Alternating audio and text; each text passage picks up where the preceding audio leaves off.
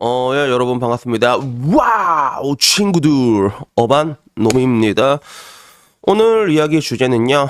어반이 형, 한국 여자가 너무너무 무서워요. 라는 주제로 이야기를 한번 해보려고 합니다. 제가 라방 같은 걸 좀 자주 하거든요. 그러다 보면 굉장히 다양한 사람들의 다양한 이야기를 듣게 되고 또 그런 이야기들을 토대로 이렇게 영상으로 만들어진 경우가 제법 많아. 그리고 그 중에 내가 좀 자주 느끼는 것 중에 하나가 뭐냐면 레파토리라는 게 결국엔 다 똑같잖아. 남자 여자 얽히게 되면 일어나는 일들은 거의 다 비슷하다고 볼 수가 있는데 젊은 남자들이 실제로 느끼고 있는 그 공포심 같은 거 있지. 그런 게 정말로 좀 심하다라고 느낄 때가 많아. 그래서 이거는 여자들의 그런 프로파간다 있지. 싸구려 프로파간다의 여자들이 정말로 오늘도 무사히 집에 돌아갈 수 있을까? 약간 이런 느낌이라는 거지. 그래서 뭐 여자들이 말하는 그런 불안감이라던가 아니면 여자라서 피해를 본다라는 것들은 사실상 내가 보기에 실체하지 않지만 주입된 결과에 가깝거든. 그래서 실제로 우리 대한민국에서 여자들이 느끼는 불안감과 그리고 그런 뭔가 이제 범죄의 사고 비율을 보게 되면 대한민국 완전히 반대로 비례하잖아.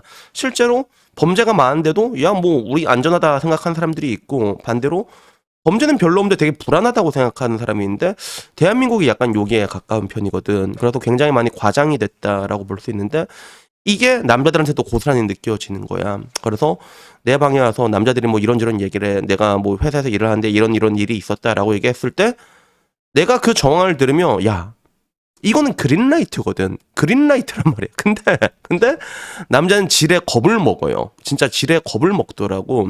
그래서 뒷걸음질 치는 것들을 보게 되거든. 그러면 그때마다 내가 하는 얘기가 뭐냐면 진짜 여러분들이 생각하는 것처럼 여자들이 그렇게 뭐 진짜 독하고 악음하고 그런 게 아니라고 내가 항상 얘기를 하잖아. 그러니까 이 사회에 이게 이상한 분위기나 기류들이 이제 빰이에 편성돼갖고 팽배해지다 보니까 여자들이 피해의식이 조금 있는 거지. 이런 것들이 나중에 만나다 보면 조금씩 관계를 틀어틀어서 이렇게 엇나가게 만드는 거지. 이 과정에서 얘기를 잘 해보면 또 조율된 경우도 있다. 너희들이 생각하는 그런 진짜 진성, 강성 노조, 악성 그런 종양 같은 여자들은 많이 없다라고 얘기해도 이 남자한테는 그게 먹히지가 않는 거야. 이게 왜? 사람은 항상 경험, 그러니까 자기 경험에 대한 직관은 믿을 수밖에 없게 돼 있거든. 근데 문제는 이 경험이라는 게 지금은 아예 없단 말이야, 사람들이. 연애를 못 하잖아.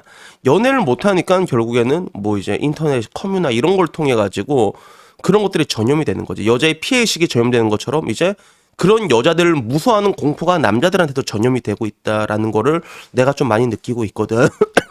근데 이 이야기를 오세라비 선생님이 똑같이 얘기를 하더라고. 그래서 내가 방금 DC에 올라온 거 본 건데 오세라비 누님은 누님이라고 하보다 선생님이라고 불러야지.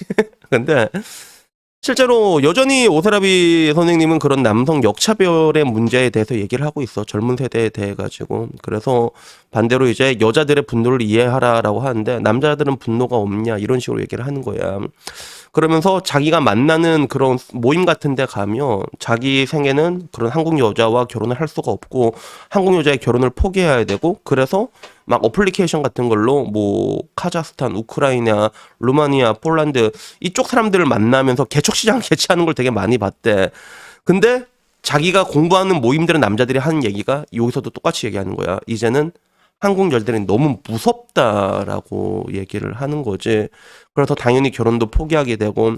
그래서 여기에 대해 가지고 단순히 이제는 여성의 포커스를 맞추는 게 아니라 남성들의 문제도 심각하니까 이걸 바라보고 우리가 함께 이 사회의 문제를 풀어나가자라고 얘기를 하더라고.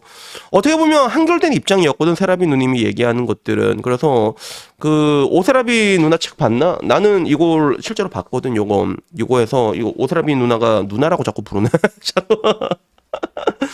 빠미는 어떻게 괴물이 되었나라고 쓴 책이 있단 말이야. 그래서 내가 요거를 한번 왠지 이거는 내가 사야 될 것 같은 느낌이 들잖아. 따지고 보면 지금 이런 가운데서 남자들 쪽에서 얘기를 해주니 이게 남자들 쪽의 얘기 아니라 나는 상식이라고 얘기하는데 그렇게 얘기하는 사람들 중에 거의 유일한 사람이 세라비 누나잖아, 그치? 근데 요런 것들을 보게 되면 이게 생각보다 되게 골 때리는 문제야. 그래서 어떻게 이게 끔찍한 혼종이 되었냐면 따지고 보면 제일 처음은 어떻게 보면 하나의 프로파간다라고 볼 수 있지. 그치, 목돌아, 일로 와봐.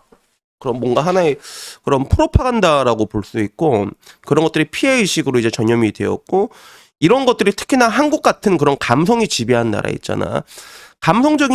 그런 감성이 지배한 나라, 이성이라는 게 결여된 나라에서 또 그런 얼마나 그 입 바른 말 좋아해 사람들이 그지 뭐 이제 정의 이런 거 있잖아 감성적인 거 있잖아 그런 거랑 결탁을 해가지고 결국에는 이제 자학적인 민족주의와 이제 결탁을 하면서 결국에는 마지막엔 이런 걸 이용하는 협작군들까지 이런 식으로 내가 너무 커져버린 거거든. 그래서 세라미 누나도 이거를 우리가 함께 풀어나가야 할 그런 사회적인 과제라고 얘기하는데 근데 나는 이제 말하고 싶은 게 이걸 어디서부터 어떻게 풀어야 될지 모르겠어. 그지 복들아. 그지 복돌아 어떻게 풀을지 모르겠지 복돌이도 우리 복돌이도 모른단 말이야 어떻게 풀어야 될지. 일단 하나 확실한 건 고양이는 최고야. 고양이는 기르세요 알았지? 고양이는 일단 기르면 되는데 그래서 여기에 대한 DC의 반응들도 그래. 이제는 난 이 말이 참 와닿더라고. 맞는 말이지만 너무 늦었다라는 거. 그리고 국민의 절반을 그냥 버리고 시작하는 그런 운영. 그리고 한편으로는 세라비 누님에 대해서 줄을 잘못 썼다.